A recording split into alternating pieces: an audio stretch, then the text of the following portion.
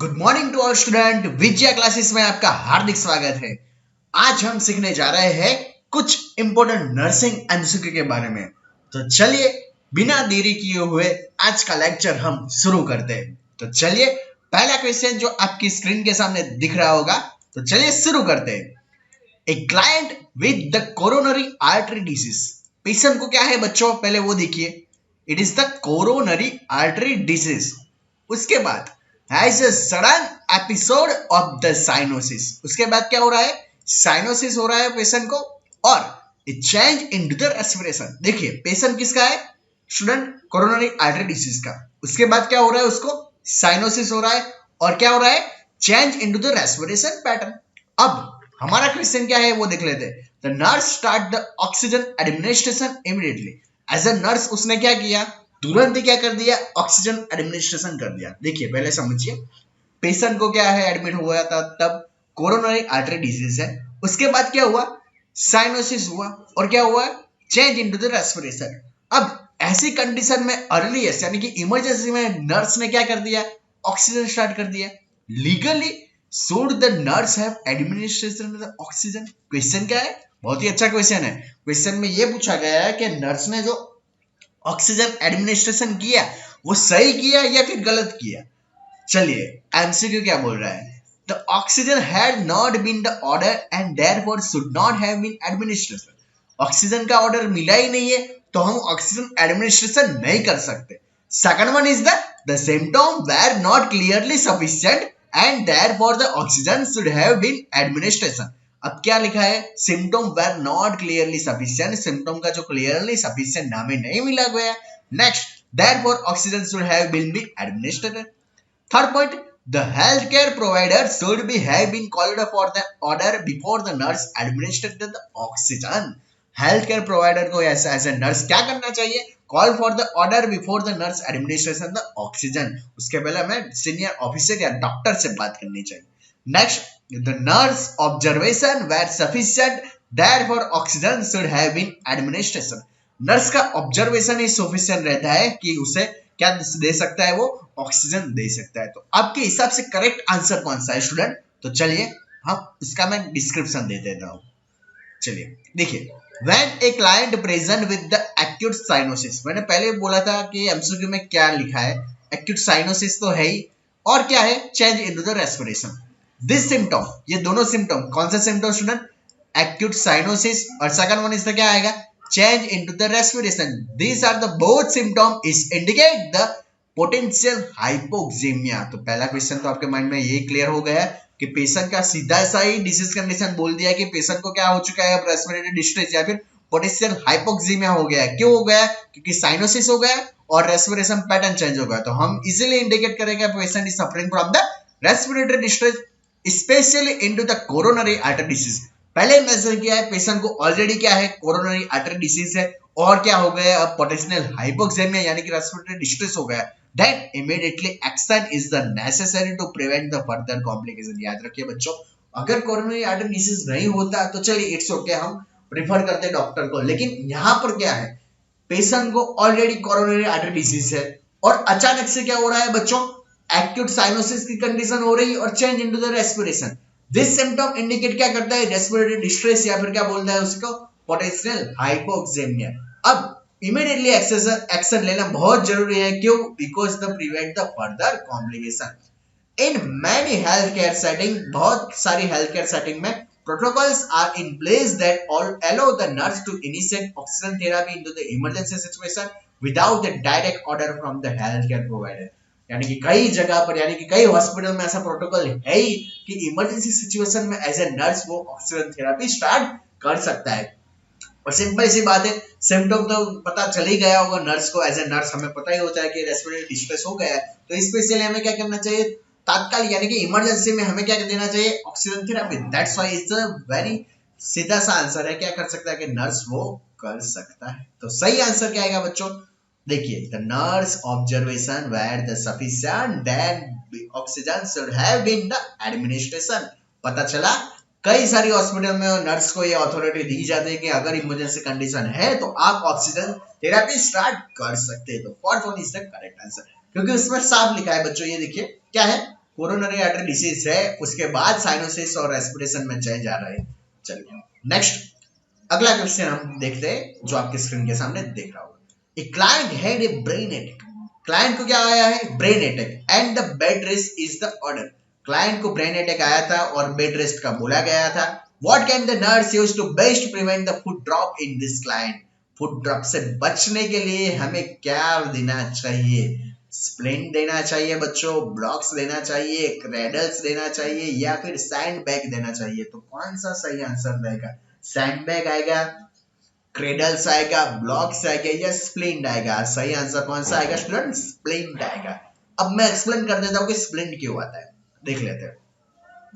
Foot drop पहले तो वो समझ लीजिए स्टूडेंट, फुट ड्रॉप क्या है। तो चलिए फुट ड्रॉप का मीनिंग समझा देता हूँ। Foot drop is the condition that prevent the person from the lifting the front part of the foot due to the weakness or the paralysis of the muscle that lift the foot. पता चला? Foot drop एक ऐसी condition है जिसमें क्या करना चाहिए? Prevent the person, prevent यानी कि बचाना चाहता है पर्सन को कहां से? From the lifting the front part of the foot due to the weakness. किसकी वजह से हो चुका है ये? वीकनेस और फिर paralysis of the muscle that lift the foot. तो हमें उसके लिए क्या पता चला है? फुट ड्रॉप को हमें क्या करना है? It is the condition that prevent the person from lifting the front part of the foot. चलिए नेक्स्ट, स्प्लिंट का क्या यूज होगा? Splint are used to keep the foot into the neutral position. एक स्प्लिंट ही एक ऐसी चीज है जो क्या करती है? फुट को हमारी न्यूट्रल पोजीशन में रखती है and also provide the necessary support to maintain the proper alignment and the position of the foot. और क्या करती है? प्रोवाइड द नेसेसरी सपोर्ट देती है और to maintain the proper alignment and the position of the feet. अगर आपको question में पूछा गया अगर पेशेंट को फुट ड्रॉप से प्रिवेंट करना है तो हम क्या यूज करेंगे बच्चों? तो याद रखना क्या यूज करेंगे? स्प्लिंट यूज करेंगे। क्यों? स्प्लिंट क्या करता है? जो भी हमारा फुट है उसको कौन सी पोजीशन में रखता है? न्यूट्रल पोजीशन में रखता है and also provide the necessary support to maintain the proper alignment and the position of the foot. चलिए नेक्स्ट, ब्लॉक्स। ये blocks not hold the foot into the neutral position effectively. Blocks use करते हैं लेकिन blocks particularly क्या होता है? Foot को जल्दी से होल्ड इतना नहीं कर सकता जितना स्प्लिंट करता है। क्रेडल, क्रेडल्स क्या करता है? It is the use to keep the bed sheet and the blankets of the legs and the feet to prevent the discomfort. Cradles का मेनली यूज क्या होता है? Keep the bedsheet and the blankets, जो भी bedsheet रहती है और blankets रहता है वो क्या रहता है? Of the legs and the feet to prevent the discomfort, यानी कि पेशेंट को डिस्कम्फर्ट ना हो इसके लिए हम क्रेडल्स का यूज करते हैं। एंड स्किन इरिटेशन, और स्किन इरिटेशन ना हो उसके लिए, but do not directly prevent the foot drop. उससे ऐसा तो है ही नहीं कि फुट ड्रॉप से हम प्रिवेंट कर सकते हैं, तो क्रेडल भी आंसर नहीं आएगा। और last one is the sand bag. Sand bag कब यूज करते हैं? Can be used for the positioning and adding the stability into the certain medical condition। कुछ ज्यादा मेडिकल कंडीशन में पोजीशनिंग या फिर स्टेबिलिटी करने के लिए हम क्या यूज करते हैं? सैंड बैग यूज करते हैं, but they are not specially design for the preventing the foot drop. Foot drop के लिए सैंड बैग कभी यूज नहीं होते, ब्लॉक्स भी नहीं होते, क्रेडल्स भी नहीं होते, सैंड बैग भी नहीं होते, लेकिन एक ही चीज होती है। क्या होती है स्टूडेंट? क्या होती है? मैंने अभी बताया, स्प्लिंट। चलिए अब नेक्स्ट क्वेश्चन आपके स्क्रीन के सामने। प्लीज अभी तक आपने मेरे चैनल को सब्सक्राइब नहीं किया तो सब्सक्राइब कर दीजिए और मेरे वीडियो को लाइक नहीं किया तो लाइक कर दीजिए और ज्यादा से ज्यादा बच्चों को आप शेयर कीजिए, क्योंकि ये लेक्चर आपके लिए बहुत इंपॉर्टेंट है। मैं सारे टॉपिक में क्लियर करवा रहा हूँ वन बाय वन और उसका सॉल्यूशन भी पढ़ा रहा हूँ। चलिए, which part of the brain controls the heart? Brain का कौन सा पार्ट है जो हार्ट को हमारे कंट्रोल करता है? स्पाइनल कॉर्ड, मेडुला ऑब्लिगेंटा, न्यूरॉन या फिर नॉन ऑफ दिस? चलिए अब इसका सही ऐसा आंसर देते हैं। ह्यूमन ब्रेन है, it is the central organ of the human nervous system. जो भी हमारा ब्रेन है वो क्या है? It is the central organ of the human nervous system. बीच में ही दिख रहा है ना आपको, ब्रेन है ना? यस। चलिए, the brain is the can divide into the 3 basic unit. Brain के कितने पार्ट्स होते हैं? 3 पार्ट्स होते हैं। कौन से? फोरआर्म, मिड ब्रेन और the last one is the hind brain. There is the 3 parts basic unit into the brain. Which one is the forearm, midbrain and the hindbrain? चले next. The brainstem network control the blood pressure. जो भी brainstem का जो network रहता है वो क्या control करता है? ब्लड प्रेशर को कंट्रोल करता है। ये बात याद रखना, जो भी ब्रेनस्टेम का नेटवर्क है वो क्या कंट्रोल करता है? ब्लड प्रेशर को। अब ब्रेनस्टेम में कौन कौन सी चीजें इंक्लूड होती है? First one is the medulla oblongata, pons and the mid brain. चलिए एक बार फिर से समझ लेते हैं। पहले तो ये सोचिए कि ह्यूमन ब्रेन है क्या। It is the central organ of the human nervous system. Brain divided कितने पार्ट्स में होते हैं? 10 पार्ट्स में। कौन कौन से? फोर आर्म में, मिड ब्रेन में और द हिंड ब्रेन में। तो ब्रेन स्टेम का नेटवर्क क्या कंट्रोल करता है? तो कैसा? ब्लड प्रेशर को। ब्रेन स्टेम में कौन कौन से पार्ट इंक्लूड होते हैं? Medulla oblongata, pons and the last one is the mid brain. चलिए नेक्स्ट, अब फॉर ब्रेन के बारे में बात कर रहे हैं। The fore brain structure include the cerebrum, thalamus and the hypothalamus and the pituitary gland. There is a fourth one, which one? The fore brain structure में कौन से चीजें इंक्लूड होती है? Cerebrum, second one is the thalamus, hypothalamus and the pituitary gland. The four brain structure include the cerebrum, thalamus, hypothalamus and the last one is the pituitary gland. Next, cerebral hemisphere make up the uppermost portion of the brain. जो brain का सबसे ऊपर वाला जो area रहता है वो क्या इंक्लूड करता है? सेरेब्रल हेमिस्फीयर को मेकअप यानी कि बनाता है। And are involve into the sensory mechanism, control of the voluntary movement such as the speech. तो फिर से बोल रहा हूं मैं, ध्यान से पढ़िए। सेरेब्रल हेमिस्फीयर क्या बनाता है? It is the makeup the upper most portion of the brain. जो ब्रेन का ऊपर का जो पार्ट है वो बनाता है। एंड और इन्वॉल्व इन किस में इन्वॉल्व होता है? Sensory mechanism, control of the voluntary movement and such as the, example क्या दे दिया? स्पीच में। Next, the thalamus. Thalamus is the main relay centre between the medulla oblongata and the cerebrum. जो medulla oblongata और cerebrum के बीच का जो relay centre का जो काम करता है वो बच्चों कौन सा आएगा? थैलेमस आएगा। और hypothalamus is the important control the centre of the sex drive, pleasure, pain, hunger, thirst, body temperature. यानी कि याद रखना, हाइपोथैलेमस किसके लिए काम आता है? हंगर, थ्रस्ट, बॉडी टेम्परेचर, वो सारी चीजें किसको मेंटेन करते हैं? क्या मेंटेन कर, कौन मेंटेन करता है? हाइपोथैलेमस। फिर से पढ़ा रहा हूँ, फोर ब्रेन का स्ट्रक्चर में cerebrum, thalamus, hypothalamus and pituitary gland. Cerebral hemisphere क्या बनाता है? Upper most portion of the brain. और इन्वॉल्व क्या रहता है? Sensory mechanism, control of the voluntary movement such as the speech. The thalamus is the main relay centre, किसके बीच में होता है? Medulla oblongata and the cerebrum के बीच में। Hypothalamus is the important control center for the sex drive, pleasure, pain, hunger, thirst, and the body temperature. Next, hypothalamus is the produce the hormone. Hypothalamus एक produce क्या करता है? Hormone produce करता है that control the secretion of the anterior pituitary gland and it also produce the oxytocin. और क्या produce करता है? Oxytocin को भी produce करता है। तो hypothalamus क्या produce करता है? Hormone produce करता है that control the secretion of the anterior pituitary gland and it also produce, तो क्या प्रोड्यूस करता है? ऑक्सीटोसिन भी प्रोड्यूस करता है। तो पता चला हाइपोथैलेमस क्या करता है? हार्मोन प्रोड्यूस करता है that control the secretion of the anterior pituitary gland. यानी कि एंटीरियर पिट्यूटरी ग्लैंड में से जो भी सिक्रेशन होता है उसको कंट्रोल करने वाला काम कौन सा रहेगा? Hypothalamus. And it also produce the oxytocin, और क्या प्रोड्यूस करता है? ऑक्सीटोसिन को भी प्रोड्यूस करता है। Next, mid brain. अब मिड ब्रेन के बारे में देख लेते हैं। तो mid brain lies between the thalamus and the pons. जो भी मिड ब्रेन रहता है वो कहां पर लाइज रहता है? तो याद रखना student, it is the lies between the thalamus and the second one is the कौन सा आएगा? पोन्स के बीच में रहता है। Next, mid brain serve the important function into the motor development, particularly movement of the eyes and the auditory and the visual processing. तो mid brain क्या काम करता है? It is the important function किस में रहेगा? मिड ब्रेन का motor का डेवलपमेंट रहेगा, particularly movement of the eyes यानी कि आईज की जो पर्टिकुलर मूवमेंट है उसमें रहेगा, and in auditory and the visual processing रहेगा। क्या रहेगा? ऑडिटरी में और द विजुअल यानी कि जो सुनने में और देखने में जो प्रोसेसिंग होती है वो। तो mid brain is the important function into the motor development, second one is the particular movement of the eye and the auditory and the visual processing. So it is the very important. तो mid brain क्या है? It is the lies between the thalamus and the pons. और mid brain क्या serve करता है? Important function into the motor development, particular movement of the eye into the auditory and the visual processing. तो पता चला mid brain के बारे में भी। तो आई होप आपको ये सारी चीजें आपको ब्रेन के बारे में पता होगी। मैं एक बार फिर से रिपीट कर देता हूँ। Which part of the brain control the heart? उसका सही आंसर कौन सा आएगा बच्चों? आपको पता हुआ चल गया होगा, मेडुला ऑब्लिगेंटा। मैं उसके बारे में डिटेल में अभी पढ़ाता हूँ। Human brain is the central organ है। ब्रेन डिवाइड कितने यूनिट में होता है? Fore arm, mid brain and the hind brain. Brain stem is the control the blood pressure. और ब्रेन स्टेम में क्या आता है? Medulla oblongata, pons and the mid brain.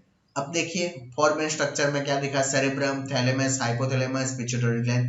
Cerebral hemisphere जो ब्रेन का अपर मोस्ट पोर्शन है वो मेकअप करता है, और इनमें इनमें क्या रहता है, sensory mechanism, control of the voluntary movement such as the speech. तो thalamus is the main relay centre किसके बीच में रहता है, तो मेडुला ऑब्लिंगेटा और सेरेब्रम के बीच में। Hypothalamus control the sex drive, pleasure, pain, hunger and the thirst. Hypothalamus produce the hormone that control the secretion of the speech. Anterior pituitary gland and the midbrain lies between the thalamus and the pons, and the midbrain serve as the important function in the motor development, particularly movement of the eye and the auditory and the visual processing. Next, hind brain, ये last वाला हम देख लेते हैं. There are the three main parts of the hind brain. Hind brain के भी तीन parts होते हैं. कौन कौन से? Pons, cerebellum and the medulla oblongata.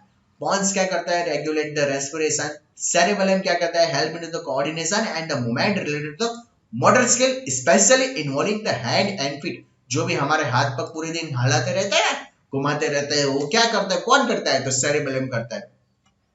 और medulla oblongata जो आपका सही आंसर रहेगा, it is the place and the essential role is the passing the passage between the spinal cord and the brain, यानी कि brain और spinal cord के बीच में क्या करता है, मैसेज पास करने का काम करता है. And it also essential for the regulating your cardiovascular and the respiratory system. तो it is the correct answer. I think पता चल गया. अब कभी भी आपको मेडुला ऑब्लिगेंटा के बारे में पूछे ना तो याद रखना, medulla oblongata it is the very important play role into the passing the message between the spinal cord and the brain. यानी कि स्पाइनल कोर्ड और ब्रेन के बाद बीच में जो मैसेज पास करने का काम कौन करता है? Medulla ऑब्लिगेंटा. And it is the also essential for the regulating the for the your cardiovascular यानी कि heart, and the second one is the respiratory system. एक बार पढ़ लीजिए, मैं थोड़ा पानी पी लेता हूँ. और अभी तक आपने मेरे चैनल को सब्सक्राइब नहीं किया तो प्लीज सब्सक्राइब जरूर कर दीजिए, और लाइक नहीं किया तो लाइक भी जरूर कर दीजिएगा student.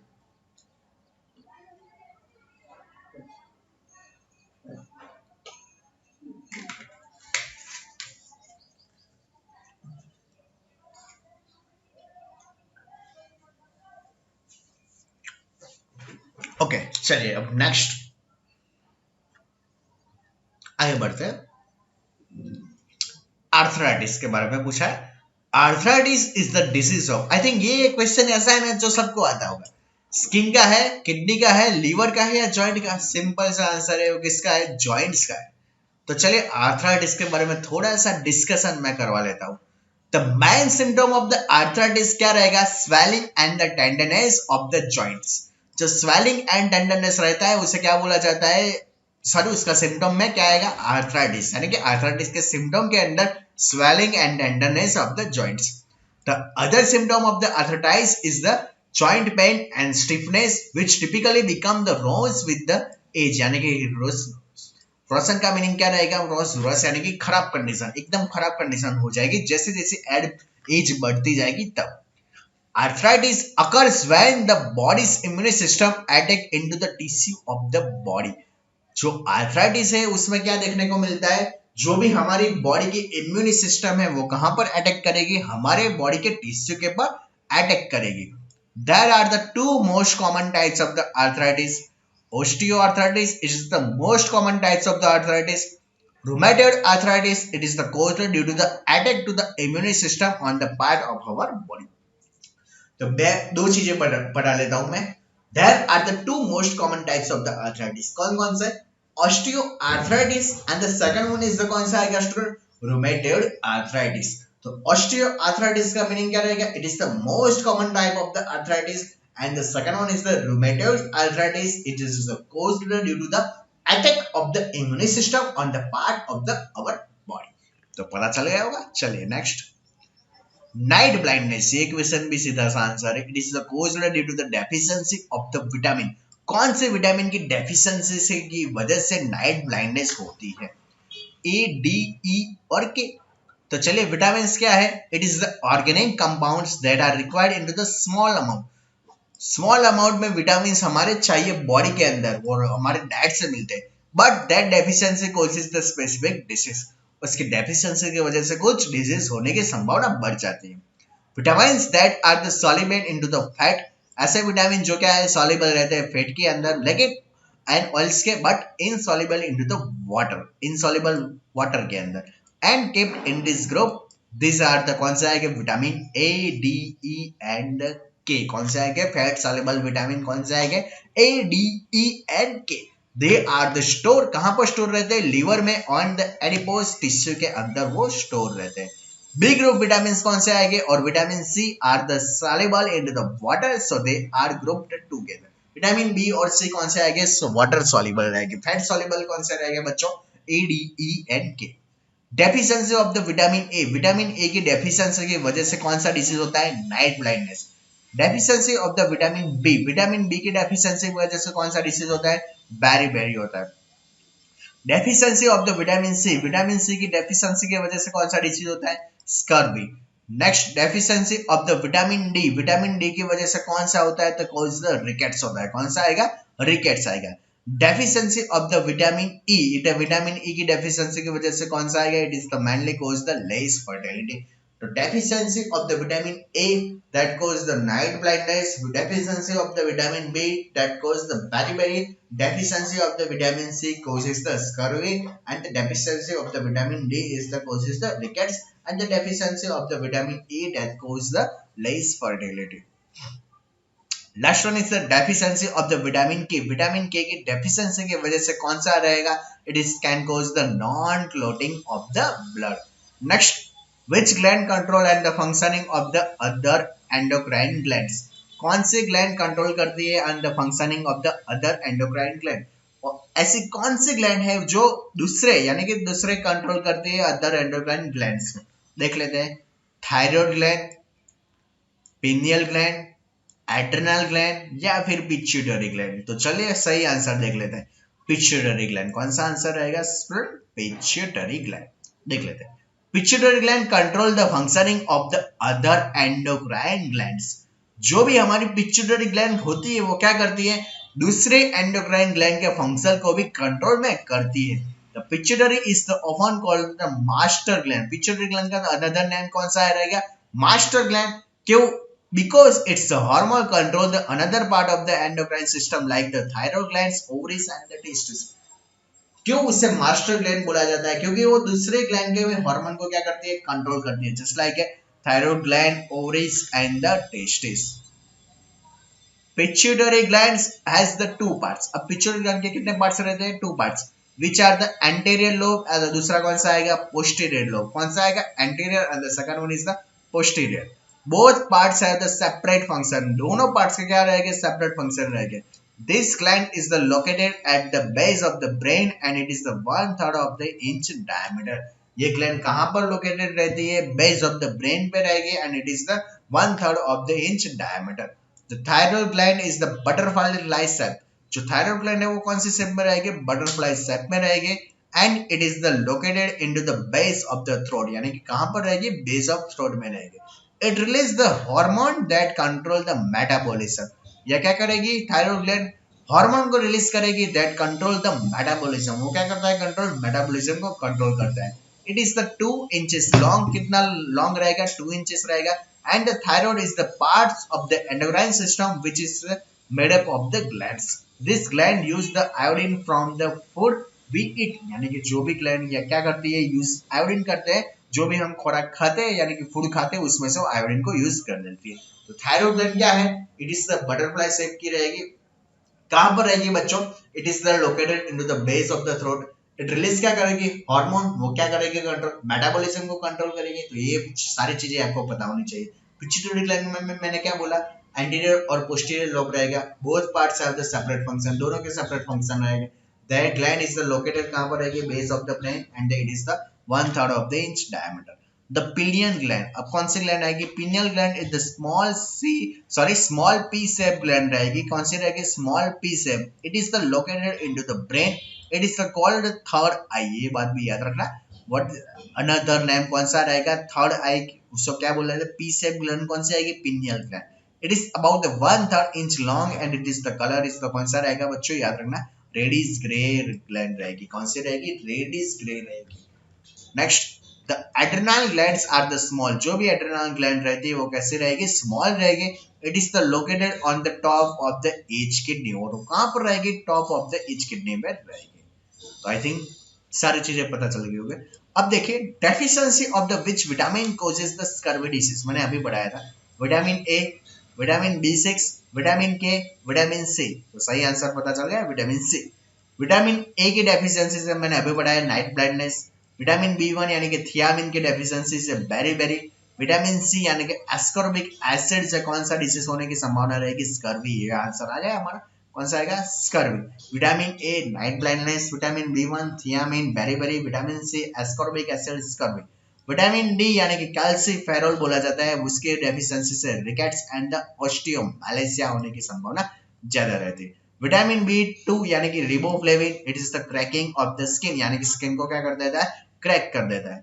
Natural source of the vitamin D, natural source vitamin D का कितना रहेगा, सनलाइट यानी कि सॉरी नेचुरल सोर्स यानी कि विटामिन डी मिलता कहां से, sunlight, fish, eggs and mushroom. याद रखिए विटामिन डी की डेफिशिएंसी बहुत सारे अभी देखते हैं ना, ये बहुत देखने को मिलती है जनरली। अब विटामिन डी सब में डेफिशिएंसी देखने को मिलती है, क्योंकि सनलाइट, फिश, एग और मशरूम का नेचुरल सोर्स है, तो वो खाइए और उसकी वजह से ये फायदे में रहेगी। What is the natural source of the vitamin D, याद रखना, sunlight, fish, egg and mushroom. Vitamin B2 cracking of the skin, vitamin D rickets and the osteomalacia, vitamin K sorry vitamin C ascorbic acid scurvy, और vitamin B thiamine berry, vitamin E retinol night blindness.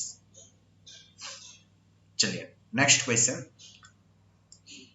Which connect the muscle to the tenth bones, muscle को bone से कौन connect करता है, cartilage, areolar, ligaments या फिर tendons. ये question भी बहुत इजी है, आंसर कौन सा आएगा, टेंडन्स। कौन सा आएगा, टेंडन्स। देखिए टेंडन्स आर क्या है, फाइब्रस कनेक्टिव टिश्यू। जो भी टेंडन्स है वो है क्या, it is the fibrous connective tissue and connect the muscle to the bones, यानी कि मसल को बोन से कनेक्ट करने का जो काम करता है वो कौन करता है, टेंडन्स करता है। लिगामेंट्स क्या करते हैं बच्चों, ligaments join the one bone to another bone, एक बोन को दूसरे बोन को जो ज्वाइन करता है वो कौन करता है, ligaments. While the tendons connect the muscle to the bone for the proper functioning of the body, याद रखना टेंडन का काम का क्या क्या रहेगा, मसल को बॉन से कनेक्ट करने के लिए जो होता है वो क्या रहेगा, याद रखना टेंडन्स। लेकिन लिगामेंट्स क्या है, it is the joint to the bones to the bones. Both tendons and the ligaments are the made up of the collagen, यानी कि जो टेंडन्स और लिगामेंट्स है वो किससे बने हुए हैं, तो याद रखना कोलेजन से। Second one is the cartilage. It is the resilient and the smooth elastic tissue. जो भी कार्टिलेज है वो कैसी रहती है, स्मूथ रहेगी, इलास्टिक टिश्यू की रहेगी, एंड रबर लाइक यानी कि रबर लाइक स्ट्रक्चर रहेगा, padding that cover and protects the end of the longs bones at the joint, यानी कि याद रखिए it is the resilient and the smooth elastic tissue है, रबर लाइक स्ट्रक्चर रहेगा, padding रहेगी, वो क्या करेगी, कवर करेगी और प्रोटेक्ट करेगी, किसको प्रोटेक्ट करेगी student, and of the longs bone, जो भी लॉन्ग्स बोन के एंड है उसे प्रोटेक्ट करती रहेगी, वो क्या है, कार्टिलेज। तो आई थिंक सब पता चल गया होगा, टेंडन्स क्या है, मसल को बोन से कनेक्ट करता है, लिगामेंट्स क्या है, बोन से कनेक्ट करता है। Tendons and ligaments are the made किससे बने हुए, कोलेजन से। कार्टिलेज क्या है, इलास्टिक टिश्यू है, वो क्या करती है, पैडिंग स्ट्रक्चर बनाती है और प्रोटेक्ट करके है, किसको प्रोटेक्ट करती है, end of the longs bones at the joints. Next, it is the structural components of the rib cage, ear, nose, bronchial tubes, intervertebral disc and many other body components. Structural components किसमें, यानी कि ये किसमें देखने को मिल सकता है, rib cage में होता है, ईयर में देखने को मिल सकता है, नोज में, ब्रोंकियल ट्यूब्स में, and the intervertebral disc and many of the body components. Next, areolar tissue, it is the type of the loose connective tissue.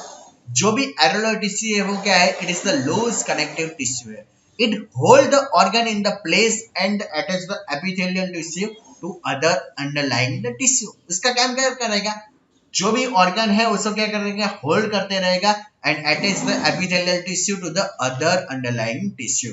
It is also surround the blood vessel and the nerve, यानी कि जो surround कौन सी चीज रहेगी, blood vessel और nerve के आसपास ही ये रहता है, कौन सा, areolar tissue. Next question 9, the secretion from the prostate gland and the Indu. जो भी प्रोस्टेट ग्लैंड से जो सिक्रेशन निकलता है वो कहाँ जाता है, किडनी में, यूरेटर में, यूरेथ्रा या टेस्टिस में। तब तक ये क्वेश्चन का आंसर आप सोचिए, मैं 2 मिनट पानी पी लेता हूँ। The secretion from the prostate gland enter into, जो भी प्रोस्टेट ग्लैंड का जो सिक्रेशन है वो निकलता है और कहाँ पर जाता है, किडनी में जाएगा, यूरेटर में जाएगा, यूरेथ्रा में या फिर टेस्टिस में। ध्यान से पढ़िएगा स्टूडेंट और कमेंट करिएगा मेरा वीडियो कैसा लग रहा है, और मेरे चैनल को अब तक आपने सब्सक्राइब नहीं किया तो सब्सक्राइब जरूर कर दीजिएगा।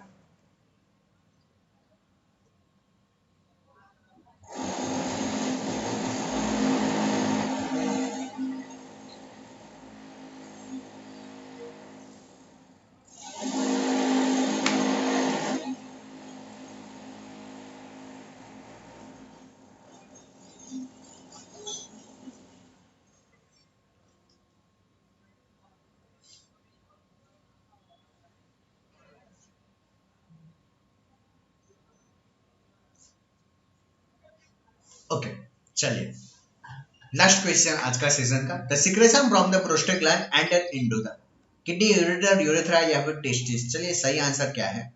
The secretion from the prostate gland enter कहां पर होते हैं? यूरेथ्रा में एंटर होते हैं। तो पता चल गया सही आंसर। जो भी सिक्रेशन प्रोस्टेट ग्लैंड निकालती है वो कहां पर एंटर होते हैं? यूरेथ्रा में। अब प्रोस्टेट के बारे में थोड़ा सा डिस्कशन कर लेते हैं। The prostate is the exocrine gland, ये पहले माइंड में फिक्स कर दीजिए। जो प्रोस्टेट है वो कौन सी ग्लैंड है? Exocrine gland. What you mean by the exocrine gland? तो याद रखना ऐसी ग्लैंड जिसमें के साथ क्या प्रेजेंट रहेगी? डक्ट्स भी प्रेजेंट रहेगी of the male reproductive system into the most member. यानी कि जो प्रोस्टेट रहती है मोस्टली कहां पर प्रेजेंट रहती है? मेल रिप्रोडक्टिव सिस्टम में। It is the volume size, कौन से साइज में रहेगा? वॉल्यूम साइज में रहेगा। And located between the bladder and the penis, bladder और पेनिस के बीच में रहता है। The prostate is the just in the front of the rectum, rectum के जस्ट फ्रंट पार्ट में रहेगा। The urethra runs through the centre of the prostate, जो भी यूरेथ्रा है क्या रहती है? रन्स रहती है आगे through the centre of the prostate from the bladder to the penis, letting the urine flow out of the body. यानी कि सीधी सी बात है, उसी की वजह से क्या होता है? जो भी यूरिन फ्लो है हमारी बॉडी से बाहर निकल जाता है। The function of the prostate is to secrete the fluid that contribute the volume of the semen। जो फंक्शन रहेगा प्रोस्टेट ग्लैंड का वो क्या करेगा? सिक्रेट करेगा। क्या करेगा? फ्लूइड को सिक्रेट करेगा। और वो क्या कंट्रीब्यूट करेगा? The volume of the semen का। The secreted fluid nourish the and protect the sperms, जो सिक्रेटेड फ्लूइड रहेगा वो क्या करेगा? नरिशमेंट देगा एंड प्रोटेक्ट द स्पर्म्स।